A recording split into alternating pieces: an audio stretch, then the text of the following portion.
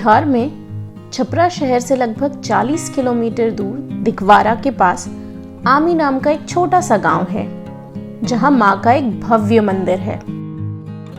आमी का ये मंदिर, जिसे मां अंबिका स्थान के नाम से भी जाना जाता है, बिहार में मौजूद 3 शक्तिपीठों में से एक है।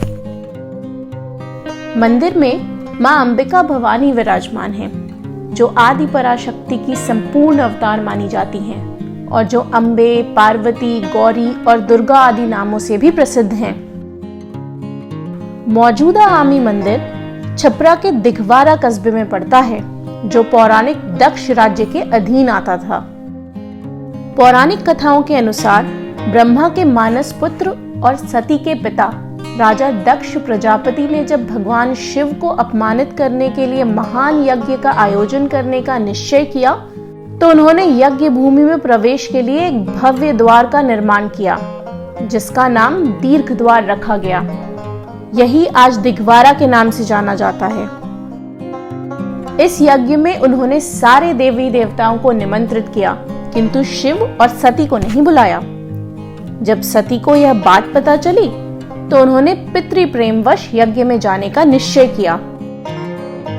शिव ने सती से कहा कि बिना निमंत्रण के जाना उचित नहीं, किंतु सती को लगा कि वो तो दक्ष की प्रिय पुत्री हैं, अतः किसी औपचारिकता की उन्हें क्या आवश्यकता। ऐसा सोचकर वो यज्ञोत्सव में चली गईं। इधर भगवान शंकर से विवाद के कारण राजा दक्ष ने यज्ञ में उन्हें भाग नहीं दिया। पिता के यज्ञ में रुद्र का भाग न देखकर सती बहुत अपमानित हुई और उन्होंने हवन कुंड में कूदकर अपने प्राण त्याग दिए। दुख में डूबे शिव ने माता सती के शरीर को उठाकर विनाश का दिव्य तांडव शुरू कर दिया। चारों ओर त्राहिमाम मच गया। शिव को शांत करने और पृथ्वी को बचाने के लिए भगवान विष्णु ने अपना सुदर्शन चक्र उठा सती के अंगों को काटना शुरू कर दिया। जहां जहां सती के अंग गिरे, वहां वहां शक्तिपीठों की स्थापना हुई। कहते हैं कि आमी में सती का कटी प्रदेश गिरा। यहाँ की मूर्ति भी योनि के आकार में है। मूर्ति के साथ 9 मिट्टी के पिंड भी हैं।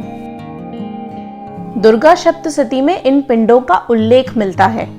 राजा सुरथ और समाधि वैश्य जब अपना सब कुछ हारकर मोहभंग की अवस्था में मेधा मुनि के आश्रम पहुंचे, तो मुनि ने उन्हें दुर्गा की पूजा करने का परामर्श दिया। दोनों यहीं नदी के किनारे बैठ मिट्टी के पिंड बना मां की पूजा करने लगे। पूजा से प्रसन्न हो देवी ने दोनों को दर्शन दिए और उनकी मनोकामना पूर्ण की। राजा सूरज जो थे पूरा धरती के साम्राज्य का मालिक थे। शत्रुओं ने चढ़ाई करके उनके धन, पुत्र, स्त्री सब कुछ छीन लिया, इनको परास्त कर दिया। तो ये जंगल में भाग चले। यही सारण जिला जंगल में आए और मेधा मुनि का आश्रम यहाँ से डोरीगंज है, इधर छपरा जाने के मार्ग में। उधर मेधा मुनि का आश्रम था, वहीं पर आए। वहाँ पर एक मेधा मुनि थे, राजा सूरथ उन्हीं के शरण में आए और समाधि वैश्य भी थे। तो धन के लालच में पुत्र और स्त्री ही घर से मारपीट के निकाल दिए थे। तो दोनों आदमी आकर मेधा मुनि के आश्रम में गिरे। मेधा मुनि राजा सूरथ समाधि वैश्य को यहीं सारण में आमी अंबिका भवानी का यहाँ स्थान नहीं था, गंगा नदी बह रहा था, गंगा नदी के किनारे और भेजे मेधा मुनि। और यहीं सारण में अंबिका भवानी जो आज देवी कहा रही हैं, वहीं पर मिट्टी लिया कर गंगा नदी से पिंड बनाकर नौ दुर्गा का स्थापना करके और तपस्या की है। जब 3 साल तपस्या करने के बाद माँ प्रसन्न नहीं हुई, सतयुग त्रेता का बात है, तो जगत को धारण करने वाली जगदम्बिका, जो प्राकृतिक देवी अंबिका कहती है, तेज प्रकाश को देते हुए प्रकट हुई और इन लोगों को जो भी मन का व्यथा था वरदान दी, आशीर्वाद दी और अपना अपना इन लोगों का मनोकामना जो था मांगा लो और पूर्ण। आमी मंदिर की संरचना एक किले के रूप में है, जो 3 तरफ से गंगा नदी से घिरा हुआ है और उसी के किनारे स्थित है। वैसे तो यह मंदिर सारण के बाढ़ प्रभावित क्षेत्र में आता है, लेकिन बाढ़ के दौरान भी गंगा कभी मंदिर को नहीं छूती। मंदिर के समीप एक बड़ा सा उपवन है, जिसमें एक गहरा और चौड़ा कुआं है। कहते हैं कि सर्दी हो या गर्मी, लू चले या सूखा पड़े, इस कुएं का पानी कभी नहीं सूखता।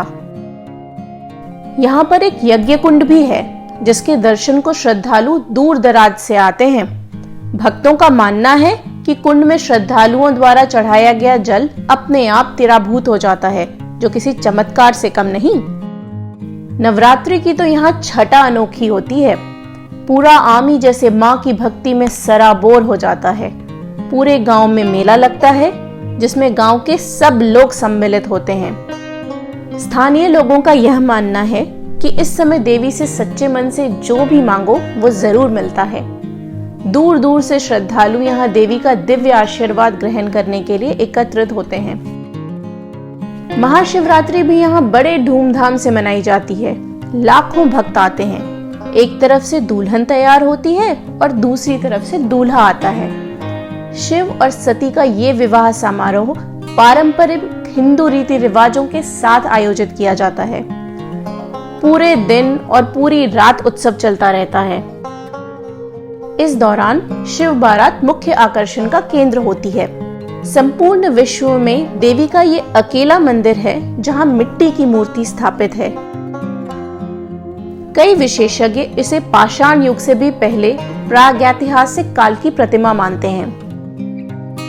इस मंदिर की एक अनोखी विशिष्टता ये है कि ये काठमांडू के पशुपतिनाथ मंदिर, बनारस के विश्वनाथ मंदिर और देवघर के वैद्यनाथ धाम से बिल्कुल समान दूरी पर है।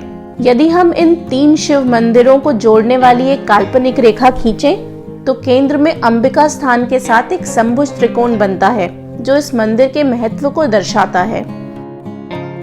शिव शक्ति से संरक्षित एवं समन्वित अंबिका भवानी आमी स्थल वैष्णव शक्ति एवं अवधूत कपालिक साधकों की साधना भूमि भी है।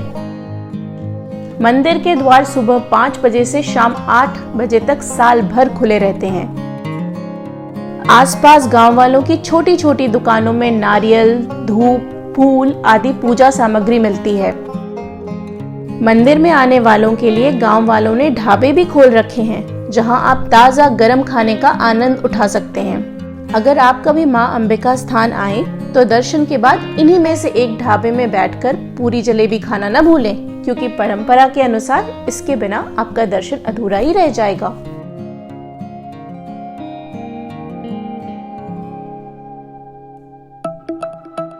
ऐसी ही अन्य कहानियों को सुनने के लिए जुड़िए हमारे साथ पिटारी टीवी योर स्टोरी हब पर।